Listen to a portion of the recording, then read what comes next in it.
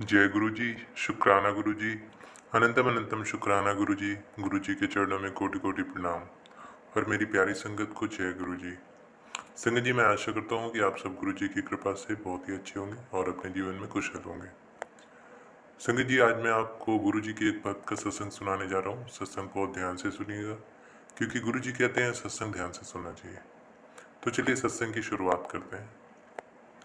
बुधवार 12 अक्टूबर 2005 को सुबह सुबह ही मेरे सहकर्मी डॉक्टर खिलनानी एम्स में औषधि विभाग में अध्यक्ष का फोन आया कि उस दिन शाम को 5:30 बजे उनके घर में सत्संग का आयोजन है, जिसमें गुरुजी भी आ रहे हैं। उन्होंने मुझे पत्नी सहित आने का आग्रह किया। क्या आप महाअध्यापक की पदोन्नति का उत्सव मना रहे हो? यह गुरुजी कौन है? उनका नाम क्या है? वह कहाँ से आ रहे हैं? मैंने उन पर प्रश्नों की झड़ी लगा दी। उन्होंने केवल इतना उत्तर दिया, उनका नाम गुरुजी है। आप जब शाम को उनसे मिलोगे तो स्वयं ही जान लेना, धैर्य रखो। सामान्यतः मेरी पत्नी स्मिता साधु संतों में कोई विश्वास नहीं रखती थी। इस बार जब मैंने यह बात उसको बताई तो उसका उत्तर पहले से ही भिन्न था। संभव है इस बार कुछ अंतर हो, चलकर देखेंगे। कुछ देर पश्चात मैंने अपने मित्र रश्मि और पंकज सिंह को फोन किया। मैं रश्मि जी को पिछले 35 वर्ष से जानता हूँ और उनके विवाह के पश्चात पंकज जी को। मैं उनसे पंकज जी के पिता भूतपूर्व प्रधानमंत्री श्री चंद्रशेखर, जिनको मैं स्वयं पिताजी कहकर संबोधित करता था, के स्वास्थ्य के बारे में जानना चाह रहा था। उन्होंने कहा कि वह एम्स में एक निजी कक्ष में परीक्षणों के लिए प्रविष्ट हैं। यह सुनते ही मैं सीधे उनके पास गया। वार्तालाप करते हुए उन्होंने गुरुजी से पहले दर्शन के संस्मरण सुनाए। उन्होंने यह भी बताया कि वह लगातार एम्पायर स्टेट में स्थित गुरुजी के छोटे मंदिर में जाते रहे हैं। कैसे गुरुजी ने उनके जीवन का दृष्टिकोण ही परिवर्तित कर दिया है और कैसे उनकी दया से पिताजी का स्वास्थ्य सुधर रहा है। क्या आप डॉक्टर खिलनानी को जानते हैं? रश्मि जी ने पूछा।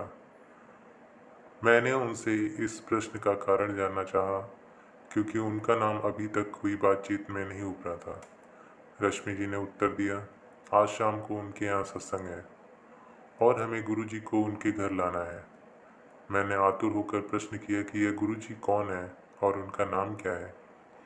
रश्मि जी ने मुझे धैर्य रखकर शाम को स्वयं ही सब जान लेने को कहा। मैं यह प्रसंग इतने विस्तार में इसलिए सुना रहा हूँ कि कार्य समय आने पर पूर्ण होते हैं। जब तक गुरुजी नियत न करें, उनके दर्शन संभव नहीं है। इसी कारण दो मित्रों से गुरुजी के बारे में सुनकर यही संदेश मिला कि आकर दर्शन और आशीर्वाद ग्रहण करो। यह संपूर्ण संगत गुरुजी के दर्शन, कृपा और दया से धन्य है। इस जीवन काल में यह शुभ अवसर देने के लिए हम गुरुजी के अत्यंत आभारी हैं। मैंने घर आकर स्मिता को जब इस घटना क्रम के बारे में बताया तो मेरी भांति उसकी भी उत्सुकता बढ़ गई। हम अपने घर में रुक ना सके और ठीक 5 बजे डॉक्टर खिलनानी के घर पहुंचे। वहां पर हम पहले पहुंचने वालों में से थे। थोड़ी देर में रश्मि जी और पंकज जी रंगीन वस्त्र धारण किए हुए एक अति सुंदर युवक को लेकर आए। वह तेजी से चलते हुए अंदर आए और एक अति शोभनीय कुर्सी पर आसीन किया गया। हमने अनुमान लगाया कि यह वही गुरुजी होंगे। जैसे हम उनके निकट पहुंचे, रश्मि जी ने मेरा और स्मिता का परिचय करवाया। गुरुजी मुझे देखकर तुरंत बोले, डॉक्टर तुसी बाहर जाओ। मैंने स्मिता के कान में फुसफुसाकर कहा कि चलो चलते हैं, यह हमें इधर नहीं चाहते, और हम कक्ष से बाहर जाने लगे।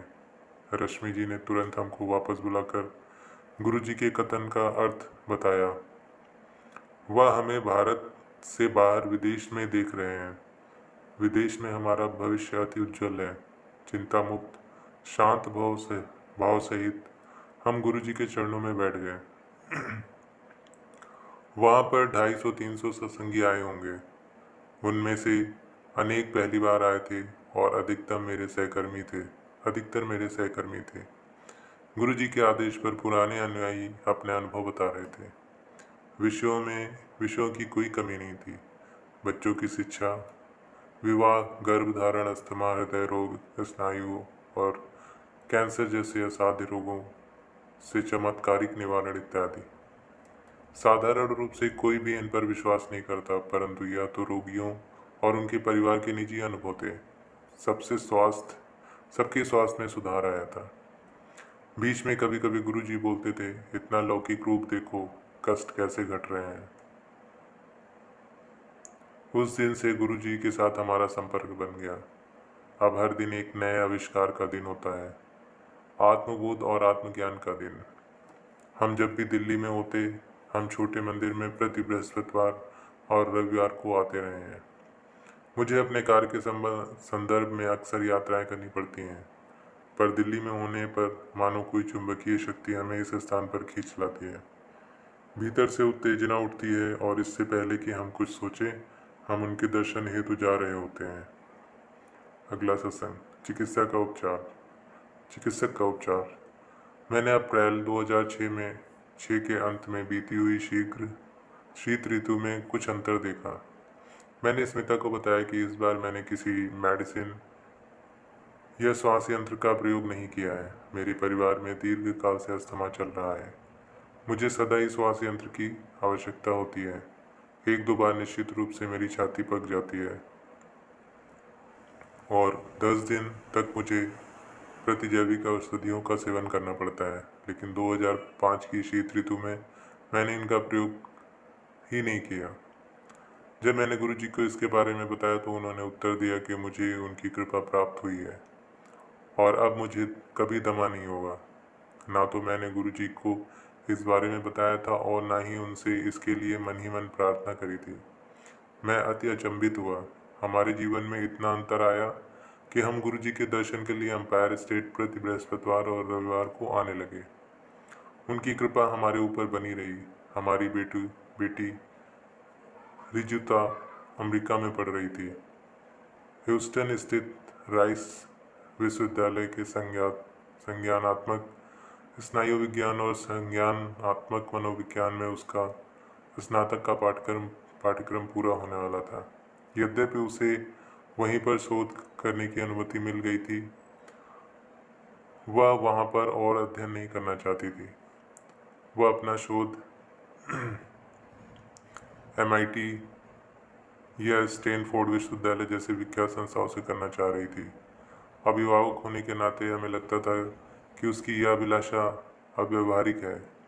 न केवल उसके वीज़ा की समस्या थी, उसके पास इन संस्थाओं में प्रवेश लेने के लिए समय भी कम था।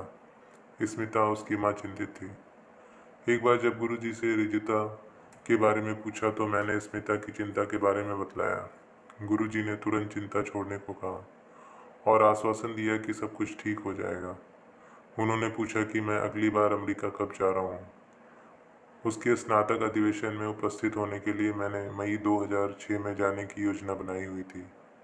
उस समय हमें यह देखने का अवसर मिला कि गुरुजी का आशीर्वाद प्राप्त होने के पश्चात कैसे एक के बाद एक घटनाएं अनावृत होती जाती हैं और अंततः सब ठीक होता जाता है। रिजुता अब बॉस्टन स्थित MIT के मस्तिष्क और संज्ञानात्मक विज्ञान विभाग में शोध कर रही है। गुरुजी के पास आने के पश्चात हम श्रद्धालुओं द्वारा कथित वृत्तांत और अपने अनुभव समझने का प्रयास कर रहे हैं। हम गुरु जी के साथ क्या अनुभव करते हैं, संगत को सुनाए गए प्रसंगों की ऊर्जा अपने को उसी पात्र में ढालने की प्रक्रिया, प्रतिदिन ग्रहण किया हुआ लंगर रूपी प्रसाद, गुरु जी द्वारा सबको दिया हुआ आशीष, सब अनुभवों में अपने अंदर एक नवीन शक्ति, क्षमता आदि संगत में पहुंचने पर चाहे कोई कितना भी थका हुआ हो, वह यहाँ से चलने पर अपने भीतर एक नवीन ऊर्जा प्रसारित होते हुए अनुभव करता है और भले ही कितनी भी देर हो जाए, वह रात्रि के उस काल में भी सुबह की भांति तरोताजा अनुभव करता है। सबसे महत्वपूर्ण बात यह है कि गुरु जी के यहाँ सब समान है, धनवान या निर्धन, प्रधानमंत्री या चपरासी, पुरुष या नारी, शहरी या ग्रामीण, भारतीय या विदेशी। यहाँ पर कोई रीति रिवाज नहीं है। कोई भी सत्संगी से पूर्ण किसी भी सत्संगी से पूर्ण आत्मसमर्पण के अतिरिक्त कोई आशा नहीं की जाती। गुरु जी में आस्था और फल की आशा किए बिना विश्वास को ही तो आस्था कहते हैं। गुरु जी हमें सर्वश्रेष्ठ मनुष्य बनाने का प्रयत्न कर रहे हैं। यहाँ आने के उपरांत हमारा मिथ्या रूपी अभिमान समाप्त हो रहा है। हमारी प्रवृत्ति में भी परिवर्तन हो रहा है। हम उन्हीं घटनाओं को एक नए दृष्टिकोण से देखते हैं और मन को शांति प्राप्त होती है। अपनी आवश्यकताओं और लोभ का भेद समझते हैं। गुरु जी ने सुकर्म करने के विवेक का विकास किया है। हम गुरु जी के अनुयायी होने से धन्य हैं। हमने यह भी जाना है हमारे जीवन की मान्यताओं को बांटने से उनका मूल्य अधिक हो जाता है। विनीत होकर हम अपने अनुभव अपने मित्रों और सहकर्मियों से बांटे हैं। हमारी जीवन यात्रा चल रही है और इसके लिए हमारे ऊपर गुरु कृपा है। उसके लिए हम उनके अति आभारी हैं। जय गुरु जी। शुक्राना गुरु जी। अनंतम अनंतम शुक्राना गुरु जी। गुरु जी के चरणों में कोटि कोटि प्रणाम। जय गुरु जी संगत जी। जय गुरु जी। शुक्राना गुरु जी। जय गुरु जी।